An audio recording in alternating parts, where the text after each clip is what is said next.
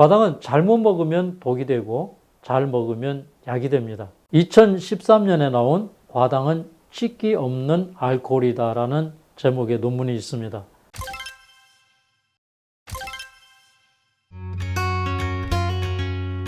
달콤한 과당은 비만과 당뇨, 각종 질병을 유발합니다. 심지어는 알코올을 마시는 것과 같이 간을 파괴합니다.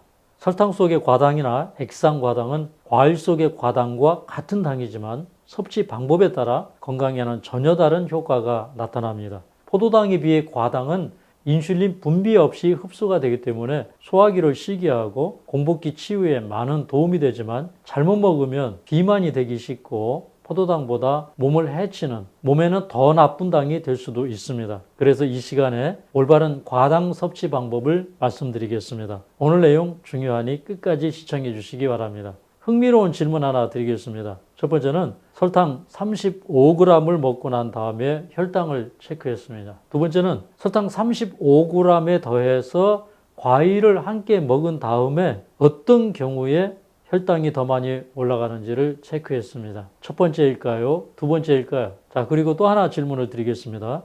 설탕 35g을 먹을 때와 또 설탕에다가 과일을 추가해서 먹고 난 다음에 인슐린 과잉 반응을 체크했습니다. 어떤 때가 인슐린 과잉 반응이 더 나타날까요? 오늘 이 부분에 대한 답을 확실하게 드리겠습니다. 과당은 잘못 먹으면 독이 되고 잘 먹으면 약이 됩니다. 액상 과당과 천연 과당은 같은 당이지만 몸에 미치는 영향은 섭취 방법에 따라 엄청난 차이가 있습니다. 액상 과당이나 설탕 속의 과당은 비만, 고지혈증, 고혈압, 당뇨 등 수많은 질병을 발생시킵니다. 하지만 섬유질과 각종 영양소를 담고 있는 과일 속의 과당을 그대로 섭취하거나 천연 과당을 섭취하면 많은 질병을 억제하는 기능을 합니다. 오늘 저와 함께 여러 논문 자료들을 살펴보면서 과당에 대한 새로운 확신을 갖게 되시기를 바랍니다. 2013년에 나온 과당은 씻기 없는 알코올이다라는 제목의 논문이 있습니다. 이 논문은 굉장히 연구가 잘 된 논문이라고 생각합니다. 서론에 이런 기사가 있습니다. 과당과 고과당 옥수수 시럽은 간을 상하게 하는 것이 씻기 없는 알코올과 같습니다. 이렇게 얘기했습니다. 과당을 잘못 먹으면 술처럼 간을 상하게 한다는 말입니다. 또 보겠습니다. 과당은 포도당과 다릅니다. 고칼로리의 글리코겐이 풍부한 상태에서는 과당 대사의 중간 대사산물이 간 미토콘드리아 용량을 압도하여 신생지방 생성을 촉진하고 간 인슐린 저항성을 유발하여 만성 대사 질환을 유발합니다. 라고 했습니다. 사실 과당은 미토콘드리아의 에너지 화폐인 ATP 소모를 지나치게 늘려서 에너지가 고갈되게 하고 그로 인해서 간 세포가 손상이 되고 이때 요산이 많이 생성됩니다. 또 보겠습니다. 과당은 활성산소종 형성을 촉진하여 세포 기능 장애 및 노화를 유발하고 뇌 보상 시스템의 변화를 촉진하여 과도한 소비를 유도합니다. 따라서 과당은 칼로리 이상으로 과당의 대사사촌인 에탄올과 유사한 방식으로 건강에 해로운 영향을 미칠 수 있습니다. 이런 말은 과당이 활성산소를 만들어내고 노화와 과식을 유도한다는 것입니다. 또한 알코올과 유사한 방식으로 건강에 해로움을 유발한다는 것입니다. 자, 이 표를 보시겠습니다. 장기간 알코올에 노출이 되면 고혈압이 생기는데 과당도 장기간 과다 노출이 되면 고혈압이 된다는 것입니다. 에탄올도 장기간 노출되면 심근병증을 일으키는데 과당도 장기간 과다 복용을 하면 심근경색이 된다는 것입니다. 또한 알코올이든지 과당이든지 장기간 과다 노출이 되게 되면 이상 지질혈증, 췌장염, 비만, 인슐린 저항성, 영양실조, 간기능 장애 등의 질병이 발생하는 것은 일반이라는 것입니다. 다음 논문을 보겠습니다. 설탕, 요산, 당뇨병과 비만의 원인이라는 연구 논문입니다. 여기에 보면 설탕 및 고과당 옥수수 시럽은 비만, 대사증후군 및 당뇨병 증가와 밀접한 관련이 있습니다.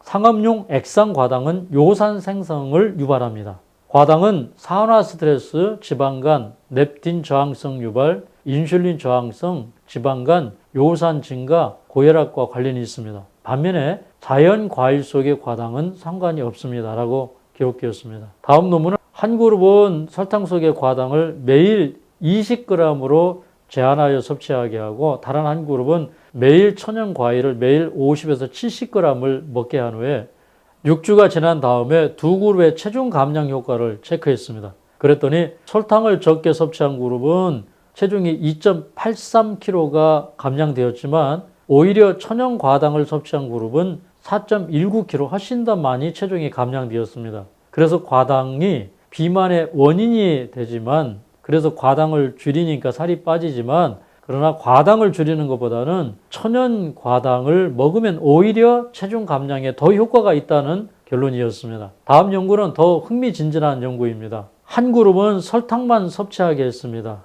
물 300ml에 설탕을 35g을 넣어서 마셨습니다. 그리고 다른 그룹은 같은 양의 설탕물을 마시고 이 베리의 왕이라고 그러는 블랙 커런치 150g을 추가로 먹든지 혹은 랑곤베리 150g을 추가로 먹게 했습니다. 그리고 각각 혈당 반응과 인슐린 반응을 체크했습니다. 그 결과를 보시겠습니다. 이 그래프를 보시면 세모로 표시된 설탕물을 마신 그룹은 식후 30분 후에 혈당이 설탕과 블랙커런트를 함께 먹은 그룹이나 설탕과 랑곤베리를 함께 섭취한 그룹에 비해서 혈당이 더 많이 올라갔습니다.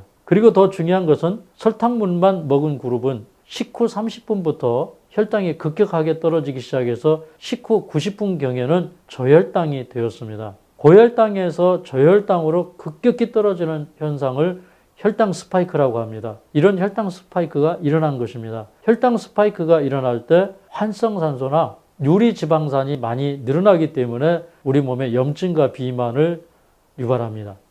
이 그래프를 보시면 식후 30분에 인슐린이 제일 많이 분비된 그룹은 설탕물을 마신 그룹입니다. 설탕물을 마신 그룹은 식후 60분 그리고 90분, 120분이 경과하면서 인슐린 분비량도 급격하게 줄어들었습니다. 반면에 설탕과 함께 블랙커런트를 먹거나 설탕과 함께 랑고베리를 먹은 그룹은 급격하게 줄어들지 않고 서서히 완만하게 줄어들었습니다. 이렇게 인슐린이 많이 분비되는 것을 고인슐린 혈증이라고 하는데 고인슐린 혈증이 되면 반작용으로 거의 저혈당 쇼크가 옵니다. 저혈당이 되면 몸은 지방을 분해해 당으로 변환하려는 작용이 일어납니다. 그런데 이때 지방에서 분리된 유리지방산이 혈액에 많이 쏟아져 들어오게 되는데 이런 작용 때문에 염증, 이상지질혈증, 인슐린 저항성, 췌장 베타세포의 기능장애 등이 발생합니다. 그러니까 설탕 속의 과당은 혈당과 인슐린 분비를 급격하게 늘리고 이에 반작용으로 저혈당 쇼크가 오면 몸에서 급하게 유리지방산을 많이 만들어내기 때문에 우리 피부 모양, 피부 모공도 넓어지고 뇌졸중도 생기고 몸에 많은 염증이 생기고 이 유리지방산이 췌장에 쌓여서 췌장을 망가뜨리는 결과를 가져옵니다. 이 그래프는 설탕물을 섭취했을 때와 설탕물을 각각 베리 종류와 함께 섭취했을 때 유리지방산 수치가 올라가는 것을 비교한 것입니다. 여기 노란색 형광펜에 그 노란 원 부분을 보시면 유독 설탕물을 마신 다음에는 식후 90분부터 120분까지 유리지방산 반등이 많이 나타난 것을 볼 수가 있습니다. 하지만 블랙커런트나 링고베리를 함께 먹었을 때는 유리지방산 반등이 관찰되지 않았습니다. 참 흥미로운 사실이죠. 다음 논문을 보시겠습니다. 먼저 질문 하나 드리겠습니다. 전분 50g에 해당하는 흰빵을 먹었을 때와 같은 양의 흰빵에다가 베리 종류 150g을 추가해서 섭취했을 때 어떤 경우가 더 인슐린 분비가 많이 되었을까요? 실험에서는 흰빵만을 먹으면 혈중 인슐린 분비가 흰빵과 베리 혼합물을 먹은 경우에 비해 인슐린 분비가 더 많아졌습니다. 어째서 이런 현상이 나타났을까요? 베리 속에 있는 섬유질이 소장에서 설탕의 흡수를 지연시켰기 때문에 그렇습니다. 베리 종류에는 항산화 비타민, 엽산, 칼륨, 섬유질과 같은 많은 필수 영양소가 풍부합니다. 수많은 폴리페놀의 우수한 공급원이기도 합니다. 북유럽 식단에서 베리와 베리 제품은 폴리페놀, 특히 안토시아닌, 엘라기타닌, 안토시아닌, 엘라기타닌, 프로안토시아니딘의 주요 공급원입니다. 최근 연구에 따르면 베리는 심혈관, 또 신진대사, 뇌, 장 건강 및 암 예방에 다양한 이점을 제공할 수 있는 것으로 나타났습니다. 결론입니다. 설탕 속의 과당이나 액상과당은 식후 혈당과 인슐린 농도의 높은 증가를 유도했습니다. 그렇기 때문에 상업용 과일 주스, 탄산음료, 옥수수 시럽, 설탕 등에 들어있는 과당을 섭취하는 것은 매우 몸을 망치는 행위입니다. 이런 과당은 반복적인 식후 고혈당증과 고인슐린 혈증으로 인한 저혈당 쇼크 및 유리지방산을 많이 만들어냅니다. 또한 저혈당 뒤에 오는 갑작스런 유리지방산 급등은 산화 스트레스, 염증, 이상지질 혈증, 인슐린 저항성을 늘리고 베타세포의 기능장애를 일으키고 내피 기능장애 및 반복적인 배고픔을 유발하여 과도한 음식 섭취를 촉진할 수 있습니다. 하지만 과일 속의 과당은 적당히만 섭취하시면 고인슐린 혈증이나 혈당 스파이크를 일으키지 않습니다. 오히려 체중을 줄이고 유리지방산을 줄여줍니다. 그로 인해 많은 질병이 예방됩니다. 과일은 많은 연구에서 산화 스트레스를 줄이고 대사성 질환이나 암을 예방하는 것으로 나타났습니다. 오늘 강의에서 저는 쉽게 마시는 음료 속에 과당이나 설탕, 인공당으로 만든 옥수수 시럽 등은 건강을 해치는 주범이 될 수 있음을 말씀드렸습니다. 같은 과당이라도 어떻게 섭취하느냐에 따라 결과가 완전히 다르다는 것을 말씀드렸습니다. 그래서 과당은 과일이나 천연식품 그대로 섭취하는 것이 제일 좋고, 과일을 드실 때는 섬유질이 보존된 채로 가능한 껍질째로 200g 이하로 드시면 건강에 좋고 안전하다는 것을 말씀드립니다. 오늘 제 강의가 도움이 되셨다면 좋아요, 구독, 알림 설정 부탁드립니다.